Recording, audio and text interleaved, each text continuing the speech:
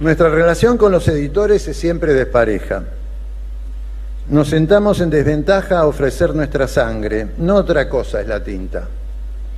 El editor es propietario de un banco de sangre, compuesto por un arsenal de títulos publicados siempre en condiciones desfavorables para quienes terminan donando prácticamente su obra.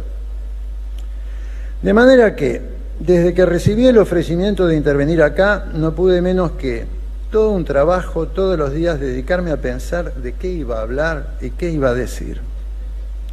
En principio me dije, debía, y debo agradecerlo, subrayo este agradecimiento, a quienes me propusieron como forma de reconocimiento a mi producción. Pero elijo a la vez ahondar en la tensión, es decir, elijo la sinceridad, si cabe. Más tarde, a través de algunos amigos, algunos editores, porque tengo amigos editores, y no daré nombres, supe así de quienes se opusieron al pago. Su argumento consistía en que pronunciar este discurso significaba un prestigio. Me imaginé en el supermercado tratando de convencer al chino de que iba a pagarle la compra con prestigio.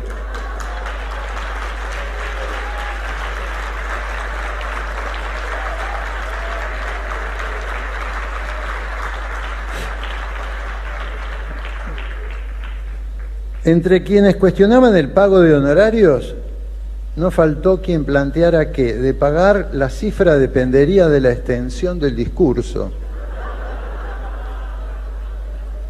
Me pregunté a cuánto podría reducirse la suma si yo decidía resolver el discurso en modo patafísico con un aforismo. No por eso lo hice largo, ¿eh? Además, convinieron esos editores, si se me pagaba, se establecía un antecedente que perjudicaba a los intereses de la feria. ¿Qué los sorprendía? Es que quienes me precedieron en este lugar, comprometidos con la defensa del libro, nunca habían cobrado. El uso que de estas figuras hizo la feria en función de su propio prestigio ha sido mala fe ideológica y no se puede obviar. Por tanto, soy el primer escritor en cobrar por este trabajo.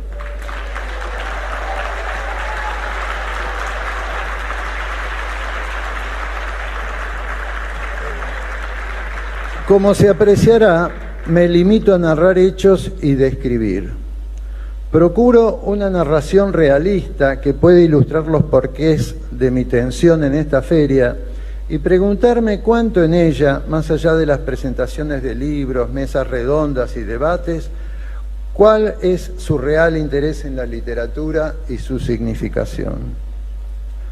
A esta feria, queda claro, le importan más los libros que se venden, que, como es sabido, suelen ser complacientes con la visión quietista del sistema, del poder. Conviene quizá que lo aclare. La literatura que me interesa, trátese de ensayo, poesía, narrativa, ilumina, perturba, incomoda y subvierte. Otra situación que no se puede soslayar es que las sucesivas crisis económicas han afectado no solo la industria editorial. No es una novedad que nuestro país ha superado el 40% estadístico de pobreza y que la línea de hambre es impiadosa. En su introducción a los hechos del rey Arturo y sus nobles caballeros de Thomas Malory, John Steinbeck escribió: hay muchas personas que olvidan cuando crecen lo mucho que les costó aprender a leer. Quizás se trate del mayor esfuerzo emprendido por un ser humano y debe afrontarlo cuando niño. Un adulto rara vez sale triunfante de esa empresa, la de reducir la experiencia a un orbe de símbolos. Los seres humanos han existido durante 1000 millares de años y solo han aprendido este prodigio en los últimos 10 millares de los 1000 millares. Corresponde entonces preguntarse si un chico con hambre está en condiciones de realizar esa operación, asimilar conocimiento cuando no ha asimilado alimento.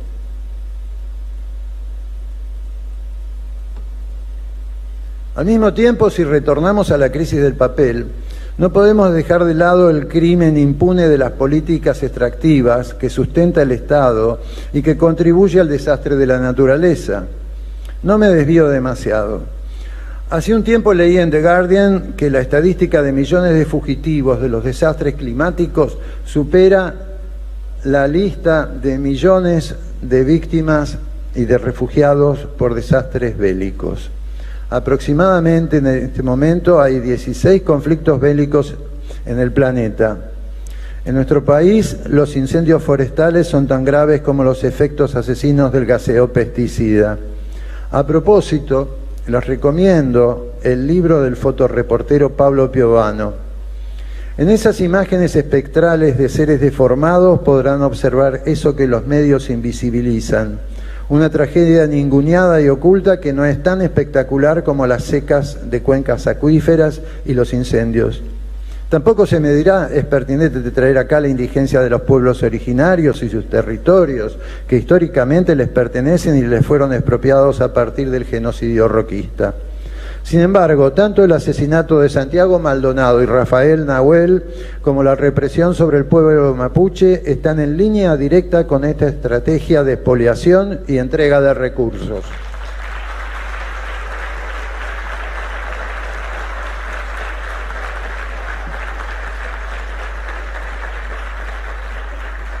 La teoría literaria, según el marxista irlandés Terry Eagleton, es ni más ni menos que teoría política.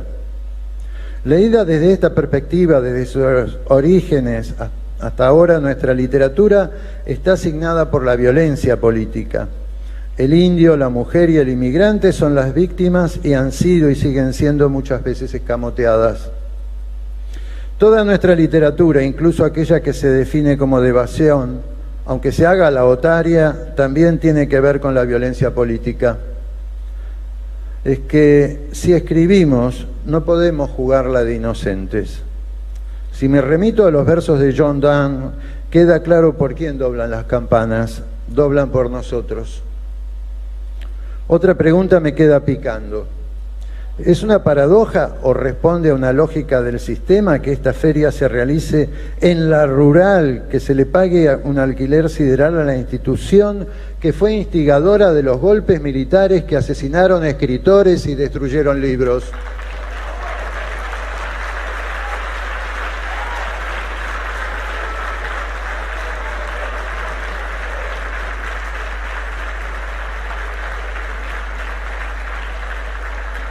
En lo personal, creo que esta situación simbólica refiere una violencia política encubierta.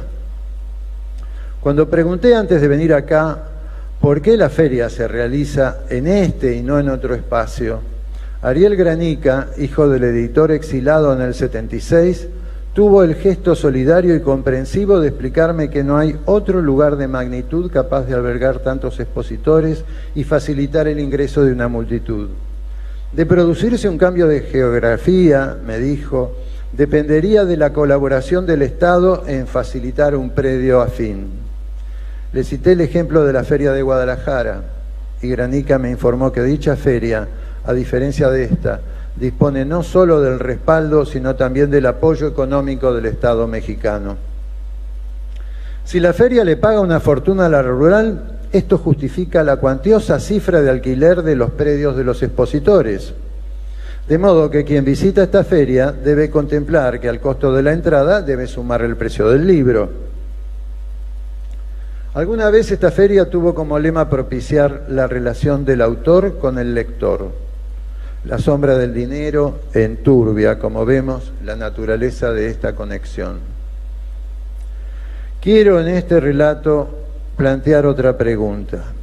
Si este es el cuadro de situación de la feria, que no es nuevo, en medio de esta crisis económica que depreda nuestro país, ¿quiénes son los lectores que llegan al libro sino los de una clase media pauperizada siempre y cuando no gasten demasiado en la gaseosa y los panchos? Acá se habla de los riesgos de la industria, se repite retórica, la necesidad del acceso a los libros, se habla y se habla. Parafraseando a Greta Thunberg, bla, bla, bla, bla.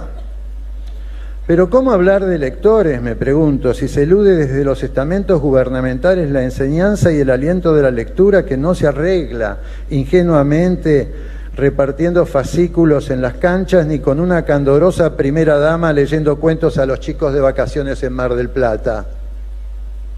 No me voy a detener acá en los exabruptos fascistas de la ministra de Educación porteña.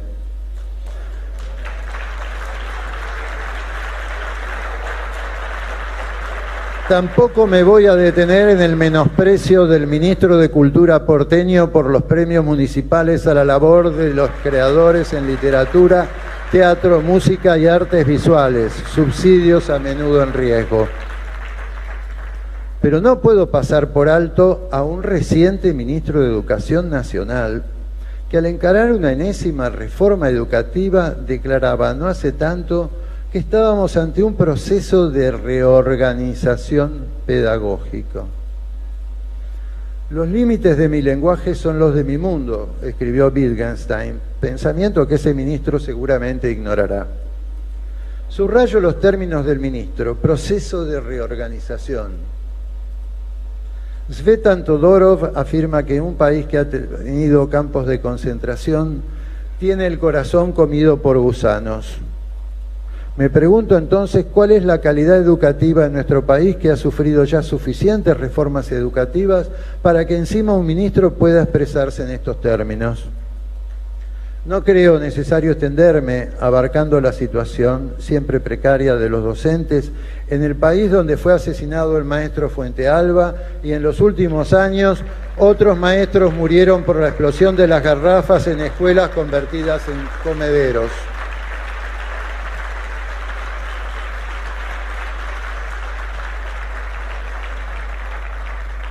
La literatura que me gusta no baja línea, y lo que escribo en esta hoja tampoco baja línea. Simplemente soy descriptivo. Estas son las cosas que se juegan para quienes elegimos este oficio. Inexorable, la tensión me impulsa hacia un nervioso desorden enumerativo. Asumo el riesgo de ser malentendido y juzgado como aguafiestas. Pero a pesar del frenesí y la euforia de la organización y su expectativa en la facturación, nuestro presente no tiene nada de festivo. Quienes me han leído saben que acá, ahora, persisto en sostener una contrariada coherencia. Estoy convencido, estos datos y anécdotas tienen que ver con la escritura. No la determinan, pero inciden más de lo que me gustaría cuando viene el momento de publicar. A pesar de todo, no soy pesimista.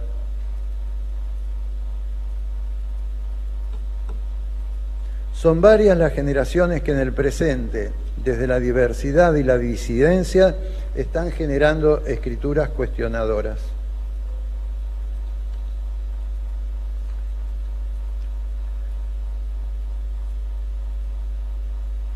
Y generan estas escrituras en una crisis que afecta a la industria tanto como a la realidad de quienes, a pesar de las dificultades colectivas y personales de toda índole, persisten en la escritura y creen que si bien la escritura no puede transformar el mundo, puede hacerlo un poco mejor. La vida es breve. Uno escribe contra la fugacidad. Escribir es el intento muchas veces frustrado de capturar instantes de belleza, registrarlos para que sobrevivan a pesar de la finitud. Se escribe en soledad, pero no ajeno a las contradicciones de lo real, de lo social. Hace falta una gran tolerancia al fracaso para este oficio. Escribo porque sufro, dice John Berger, y lo dice con la esperanza entre los dientes. Y esta es una verdad que no se tranza. Mientras escribía este texto para aliviar la tensión, con la conciencia de que este discurso pronto será olvido, salí a la noche al bosque. Me acerqué a un árbol añoso, lo toqué, respiré la oscuridad. Al volver a la mesa, a la virome negra y a la hoja, algo había pasado, una especie de gratitud. Y seguí escribiendo. No cambiaría este oficio por nada del mundo. Gracias.